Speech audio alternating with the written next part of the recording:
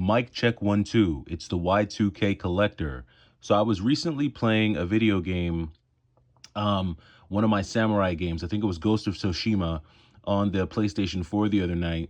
And my daughter happened to walk right out as I was delivering a finishing blow. And her mom looked at me with a look that said, "Come on, she's too young to view this." And so it made me go into my box of games that I'm currently playing and just kind of sort out some of the more mature ones, so that I knew which games I could play once my daughter went to sleep versus the ones that I could play during the day. And so that's kind of what inspired me to come up with this video here. And I wanted to go through about 11 Nintendo Switch games that I don't think you should play around your children. And it's just because some of these games have varying levels of violence, some have nudity, and so we're going to go through these games here now. So the first game that we're going to talk about here is Fury. So Fury is a game that I've talked about on my channel plenty of times in the past. This is an extremely difficult game. It's a ton of fun boss rush battle game, but more importantly, there are some, I think, some suggestive themes as you go throughout the game. The violence is definitely on another level in Fury because it is boss rush, hack and slash. And I do believe that there is some cursing in this game. If you look at it, it is rated M for mature due to the strong language and violence.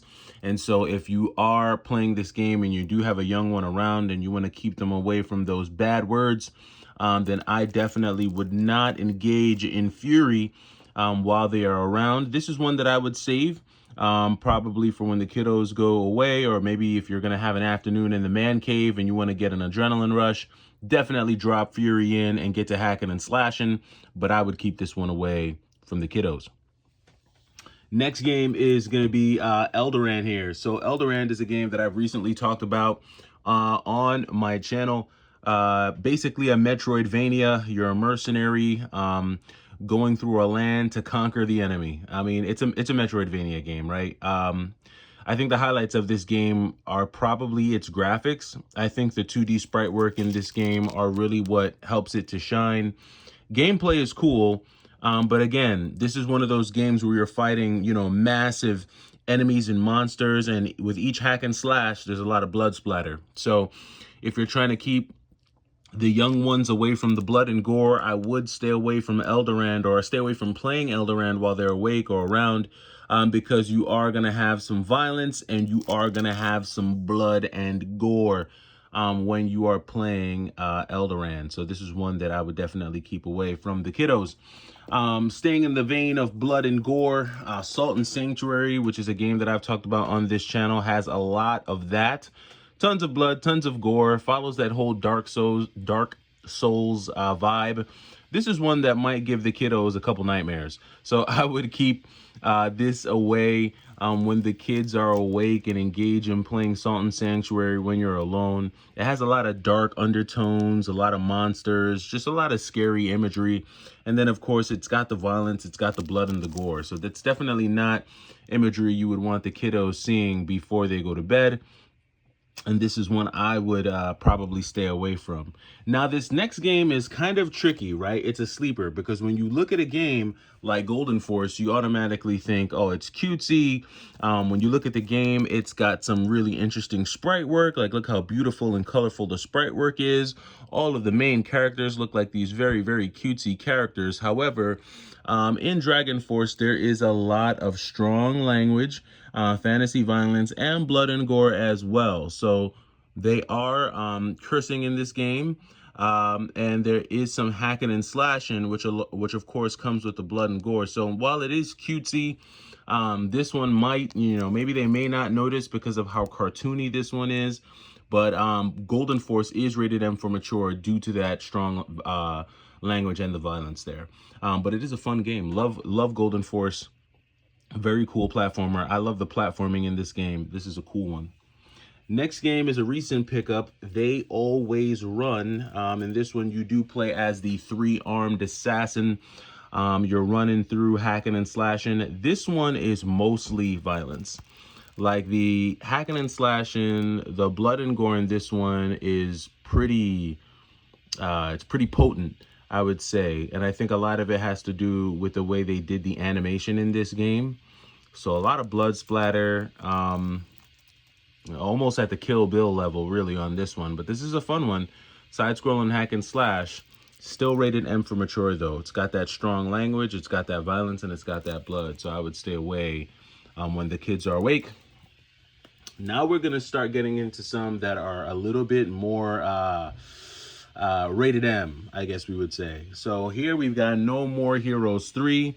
Now this is a fun, quirky game. Everybody knows about the No More Heroes series, but you also know that there's a lot of blood and gore in this game, a lot of intense violence. The language is very strong, and then you've got a lot of those suggestive themes, right? A lot of those innuendos and things like that you probably don't want your children around as you play a game like this. This one is definitely more for the mature audience.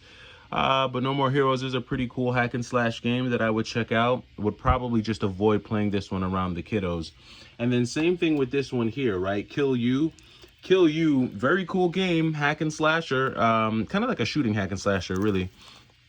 A very cool game, but again, the blood, the gore, the strong language, the suggestive themes, the violence. This is just a very adult game on the Switch, Kill You. So this is another one that I would avoid. Just with that language, with that violence, you kind of don't want the kiddos really being exposed to that. Now, this next one is probably going to be controversial, but I'm looking at not only Bayonetta 2, but the overall Bayonetta series. Now, there's been a lot of controversy over the Bayonetta series because of this main character here. And I think for a lot of parents, the fear is what probably their sons and daughters are going to be thinking about as they stare at the main character, because there is a good amount of nudity in this game. Yes, it does have the blood and the gore, the violence, but it's got that partial nudity and the suggestive themes to go along with it. So while, yes, Bayonetta is a fantastic game, we see the main character in Super Smash Bros. This is not a game for kids. Very mature, a lot of suggestive themes. I know because it's a game that's licensed by Nintendo, and Nintendo is known for their QT games, you may not think about it.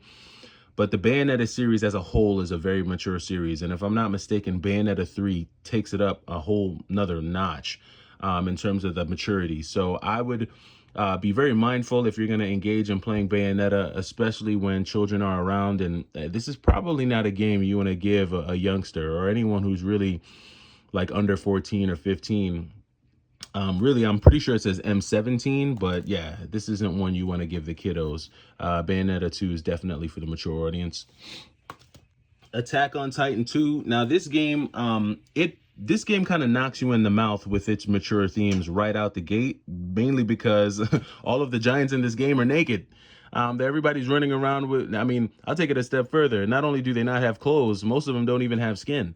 So Attack on Titan 2, I think this is just one that's going to scare kids. I think the imagery in this game is a little much. This is one of those animes that's just, you really kind of need to be older to kind of understand what you're looking at. But in terms of the game and the gameplay, when you look at a game like this, you do have the blood and gore, the language, but the nudity and the violence kind of all just make this one a bit much for the kiddos.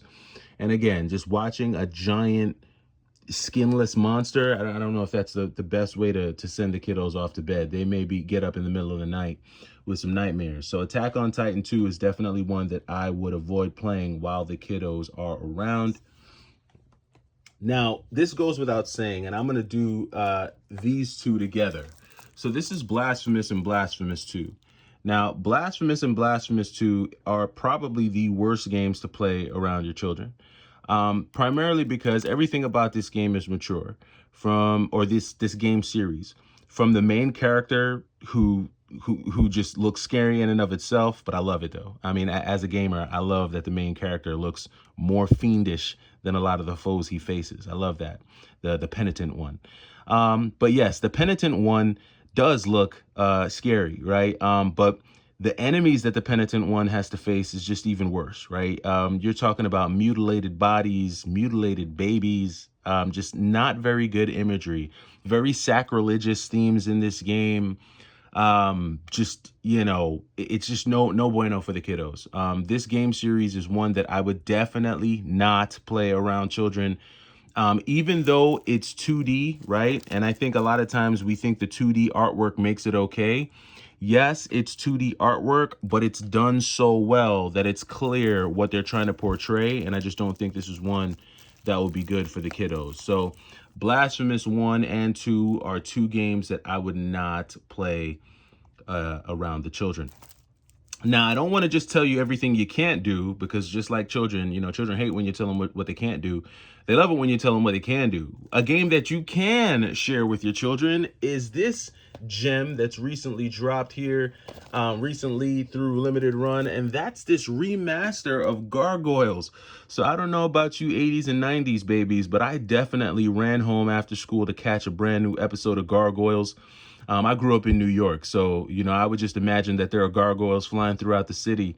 And, Gargoyles, this remaster is really, really cool. I do have the original on the Sega Genesis, but I'm sure they've included some new game modes that just make it even more fun and interesting to play. And I'm sure you can play it in its original format. So really, really glad that Disney and Limited Run put this back out. And this is one that I would definitely share with the kiddos this holiday season. You want them to experience Gargoyles and maybe even jump on Disney Plus and watch a few episodes. Let them know how sick Gargoyles was back in the day and how untouchable we all thought Goliath was. But that does it for me. Let me know what games I missed. If there are other really mature games that we shouldn't be playing around kiddos on the Switch, let me know down in the comments. I am the Y2K Collector. Take it easy.